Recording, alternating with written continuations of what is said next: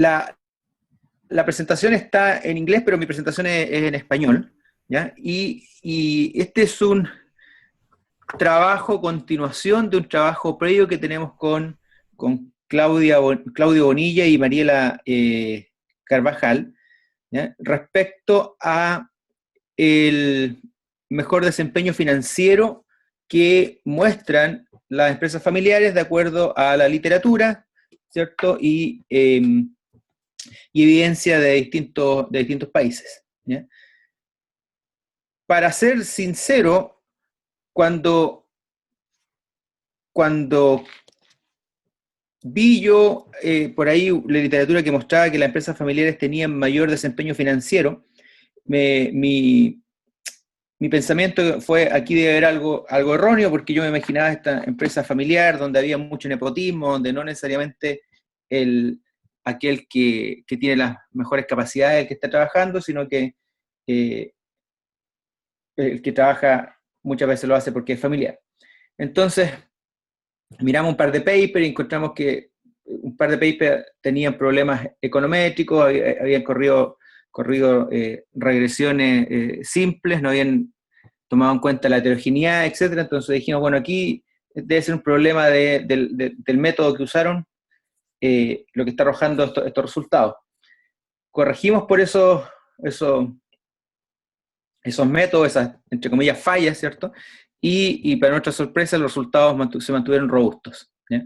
Entonces después dijimos, a ver, pero controlemos por el riesgo. Es probable que las empresas tengan distinto nivel o sea, no es probable, las empresas tienen distinto nivel de riesgo y por lo tanto, si al controlar por riesgo, quizás ahí cualquier diferencia se evapora. Controlamos por riesgo o por una proxy por riesgo, ¿ya? Y las diferencias en empresas familiares y no familiares que transan en bolsa en Chile se mantuvieron, ¿ya? Y bueno, ese paper salió publicado en Family Business Review el 2010, ¿ya? Pero hay una serie de hipótesis que lanzamos nosotros respecto a por qué pudiera ser de que la empresa familiar tenga un mejor desempeño que la empresa no familiar, ¿ya? Hay hipótesis respecto a, en el caso chileno, a la educación con la que cuentan los ejecutivos de estas empresas familiares en nuestro país. La mayoría de estas empresas familiares, los grandes conglomerados familiares en nuestro país son descendientes de inmigrantes o primera o segunda generación de inmigrantes, y donde las personas que uno ve a la cabeza hoy, que usualmente son los hijos de quienes constituyeron la empresa, uno ve que se han educado en las mejores universidades del país y después han hecho posgrado en las mejores universidades del mundo, entonces uno dice, ahí pudiera estar el factor. Bueno, y otro de las hipótesis que surge de una conversación con Mauricio Jara, que es mi coautor en este paper, ¿ya? Es a propósito de un paper que yo asistí a la presentación de un paper de Mauricio, donde él estaba tratando este tema que era nuevo para mí, y todavía es un poco nuevo para mí, que es el tema de la manipulación, o lo que se llama en forma elegante la administración de ingresos, ¿ya? Earning management, ¿ya? Y tiene que ver con esto de los famosos devengos, ¿ya? Entonces, mientras él presentaba, a propósito de otro tema, yo pensé que quizás ese pudiera ser un factor, ¿ya?, que pudiera explicar esta diferencia. Por lo tanto, por así decirlo, el aporte o la contribución de este paper es más bien en el margen, ¿cierto? Es incorporemos esta variable adicional y veamos si efectivamente esta es la variable que permite eliminar esas diferencias entre empresas familiares y no familiares. Y en el trayecto tenemos ahí otra pequeña contribución respecto a un paper anterior, ¿ok? Entonces, bueno, Mauricio, aquí este paper podríamos decir se divide en dos partes. Una parte que es la parte econométrica como tal, que la hago yo, y la otra parte que tiene que ver con la obtención de estos famosos devengos, voy a explicar en un ratito más, discrecionales, ¿ya? Y que eso es lo que hace Mauricio. Entonces, la motivación un poco se la he contado, que hay una serie de papers, ¿cierto? El paper, respecto aquí al caso chileno, Martínez y asociados son los primeros que en 2007 muestran que hay una diferencia en el desempeño financiero, ¿ya?, entre las empresas familiares y no familiares que transan en bolsa en nuestro país. Entre paréntesis, como pasa en la mayoría de los países, en nuestro país es muy difícil obtener información financiera de empresas que no transan en bolsa, ¿ya? No es fácil que las empresas otorguen esa información, por lo tanto la mayoría de los estudios están hechos con información pública, ¿ya?, de empresas que están obligadas a ser transparentes. Después acá está el estudio que les comentaba, ¿cierto?, Bonilla, María La Carvajal y yo, Jan Sepúlveda, donde tomamos el paper anterior, le aplicamos métodos econométricos, por así decirlo, un poco más sofisticados, o en realidad que toman en cuenta la heterogeneidad que existe, controlados por riesgo y el mejor desempeño financiero de las empresas familiares se mantiene. Y acá tenemos a este paper de Mauricio Jara y López, que es que en el fondo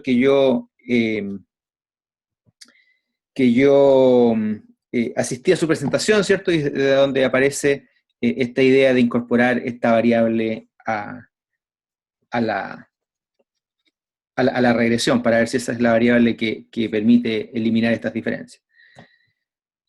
Esto es lo que rápidamente voy a mostrar hoy día, un review de la literatura, pero muy, muy rápido, dado el tiempo que dispongo. Después voy a mostrar cuál es la pregunta de investigación. Tenemos varias preguntas de investigación, pero aquí yo me concentro en una, por eso aquí está el Research Questions, en realidad se me olvidó sacar la essay. La metodología, rápidamente, los datos que disponemos, resultados y conclusiones, y bueno, las limitaciones como siempre. Entonces, el review de la literatura, yo no sé qué tan familiar es la audiencia aquí con esto de el desempeño de las empresas, desempeño financiero de las empresas familiares versus las no familiares, pero el primer paper que muestra esto para Estados Unidos, el paper de Anderson and Rip, ¿ya? Y después hay una serie de otros papers que van controlando por distintos factores, etcétera, pero siempre llegan a la misma conclusión, y es que las empresas familiares muestran un mejor desempeño que las empresas no familiares. Cambian los países, cambian las variables de control, pero en general, salvo un par de excepciones por ahí, eso es lo que muestra la literatura, ¿ya? Entonces, respecto al performance o desempeño, hay cierta claridad, pudiera decirlo, respecto a que las empresas familiares parecen desempeñarse de mejor forma que las empresas no familiares. Y aquí viene esta parte de la literatura que es nueva para mí, que es lo que básicamente trabaja mi coautor, que es el tema de la manipulación de los ingresos, earning management, ¿ya? Y esto, hay literatura al respecto, pero esto tiene que ver, básicamente tiene que ver con lo siguiente, o un ejemplo de lo siguiente es, una empresa vende algo en diciembre, ¿ya? Este es un caso, vende algo en diciembre, ¿cierto? Pero resulta que ese pago recién lo recibe en enero, febrero, dependiendo del trato que tenga ahí con el cliente. En la mayoría de los países, ¿cierto?, en la contabilidad tiene que aparecer los ingresos devengados, por lo tanto ese ingreso debiera aparecer en diciembre del año, es decir, en el periodo en que vendió y no cuando después va a recibir, ¿ya? Pero hay ciertas partidas contables en las que la empresa tiene cierto rango de discrecionalidad, ¿ya? Entonces, ¿qué es lo que hace esta literatura respecto a la manipulación de los ingresos y también, en realidad, manipulación de gastos? Es tratar de, primero, obtener lo que se llaman los devengos totales, ¿ya? Y separarlo en lo que se llama el devengo no discrecional, es decir, aquel que por ley la empresa tiene que reportar. La empresa por ley tiene que reportar este ingreso en 2017, en la mayoría de los países, en diciembre del año y no en febrero cuando recibe el pago. Diferenciar eso de lo que se llaman los devengos discrecionales. Ahí es donde la empresa puede manejarse, puede diferir un poco pagos, puede diferir, mostrar los ingresos, ¿ya?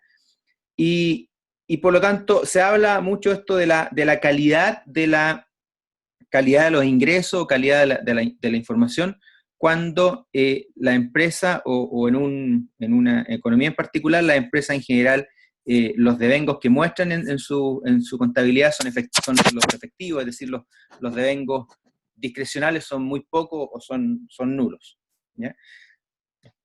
Entonces, la pregunta aquí que nos hacemos es, ¿puede esta administración, ¿cierto?, de ingresos o manipulación de ingresos explicar la diferencia en el desempeño financiero entre las empresas familiares y no familiares en Chile? ¿Ya? Es decir, ¿será que las empresas familiares usan más esta, entre comillas, técnica de administración de ingresos que las empresas no familiares? ¿O realmente este es un factor irrelevante? ¿Ya? Esa es básicamente la pregunta de investigación. Entonces, aquí tiene la metodología, esto es la primera parte de acá es lo que más me costó entender a mí al comienzo, ¿ya? La verdad todavía no me caso completamente, pero es una metodología bastante usada en lo que es el área de contabilidad, ¿ya? Y hay varios modelos para tratar de estimar estos devengos discrecionales, ¿ya? Y el más utilizado es este modelo de Jones de 1991, también se le llama el modelo de Jones ajustado, ¿ya? Y que básicamente lo que hace, no sé si, espero que se vea bien esa regresión ahí, tenemos como variable dependiente los devengos totales. Ese A está por accruals, que representa los devengos totales, ¿ya? Y dice, bueno, los devengos totales están en función ahí se me escapó ese beta 1 no debería estar ahí, están en función primero del cambio de los revenues, ¿cierto? Es decir, los ingresos en el periodo T menos los ingresos en el periodo T-1. También están en función de la inversión que la empresa hizo en plantas y equipos, el GPPE, plantas y equipos, ¿ya? Y se incluye usualmente esta variable de control que es el retorno sobre los activos. Ahora, aquí está la parte que, para ser sincero, a mí al principio no me convencía, ahora me convence un poquito más, pero básicamente porque los autores lo hacen así. Y es que al estimar esta regresión, ese error que está ahí termina capturando la parte no explicada de estos devengos, y que pasan a ser lo que se llaman los devengos discrecionales. Es decir, estimamos esta regresión, obtenemos los residuos, y los residuos representan, ¿cierto?, la parte no explicada de estos devengos totales, que correspondería, por lo tanto, a los devengos discrecionales. Y una vez con esos devengos discrecionales, lo que se hace, ¿cierto?, es estimar, bueno, cómo afectan distintas variables en este caso, al retorno sobre los activos, pero después de quitarle esos devengos discrecionales. Por eso nosotros le llamamos el ROA pre, porque es un ROA, entre comillas, pre-manipulado, es decir, sacándole a los ingresos, le sacamos estos devengos discrecionales y obtenemos, entre comillas, el verdadero ROA, ¿ya? Y estimamos la regresión típica que se estima para ver si existen diferencias entre empresas familiares y no familiares, ¿cierto? Ahí en realidad el coeficiente de interés, la variable independiente es la DAMI familiar, que está asociado al coeficiente beta 4, y los otros son las típicas variables de control, ¿ya? Entonces, esa básicamente es la metodología, es en dos pasos. En el primer paso se obtienen, mediante este método de Jones, se obtienen los devengos discrecionales, y en el segundo paso se depura la utilidad y por lo tanto se obtiene una medida de retorno, en nuestro caso el retorno sobre los activos, libre de esta manipulación de devengos, ¿ok? Hay varios otros métodos y variaciones del método de Jones, se controlan por un par de variables más, etcétera. Nosotros corrimos el método Jones tradicional, el método Jones ajustado, y un método más que no recuerdo su nombre, y los resultados no cambian en términos cualitativos. ¿Cuáles son los datos que tenemos? Tenemos más de 1.600 observaciones de empresas que transan en la Bolsa de Comercio de Santiago entre el año 98 y el año 2007. Esta es básicamente la misma base de datos que usamos en el paper con Bonilla y Carvajal. Y aquí están las diferentes fuentes de ingreso, economática, la Superintendencia Chilena de Fondos de Pensiones, lo que es el equivalente al chileno de la Security Exchange and Commission, o sea, la Superintendencia de Valores y Seguros se llama acá. ¿Ya? Y en Thomson One también obtuvimos un par de variables. Ahí hay una idea de la distribución de los datos por año, ¿cierto? Es relativamente estable, no hay mucha diferencia no hay grandes diferencias entre un año y otro, y en total suman las más de 1.600 empresas. Aquí tenemos los porcentajes de empresas familiares y no familiares en el total por año. El porcentaje de empresas familiares ronda alrededor del 30%, ¿ya? Y el porcentaje de empresas no familiares alrededor del restante 70%, varía un poco año a año, pero en promedio, bueno, acá está el promedio de hecho es 27-28%. ¿Ya? Aquí este test nos parece bien no se muestra muy bien aquí, al menos a mí no se me ve muy bien acá, espero que a ustedes se le vea un poquito mejor. Lo primero que hacemos es un test de diferencia de medias, ¿ya? Diferencia de medias entre el retorno sobre lo activo entre empresas familiares y no familiares, ¿ya? Ese es el que ya lo habíamos obtenido en el paper anterior con Bonilla, y sale que efectivamente esas diferencias de medias son significativas, es decir, hay diferencia en la rentabilidad. En este caso las empresas familiares tienen un mayor retorno, un retorno de 4,36% en promedio. Y después corremos el mismo test, pero para el retorno sobre los activos libre de esta manipulación de ingresos, ¿ya? Y nuevamente esa diferencia es estadísticamente significativa. Y la tercera línea acá es el mismo, pero ajustado por el modelo de Jones, usando el modelo de Jones ajustado. El primero el modelo de Jones simple, y el segundo el modelo de Jones ajustado, y como les decía, los resultados son cualitativamente los mismos, o sea, permanecen esas diferencias. Aquí tenemos los resultados.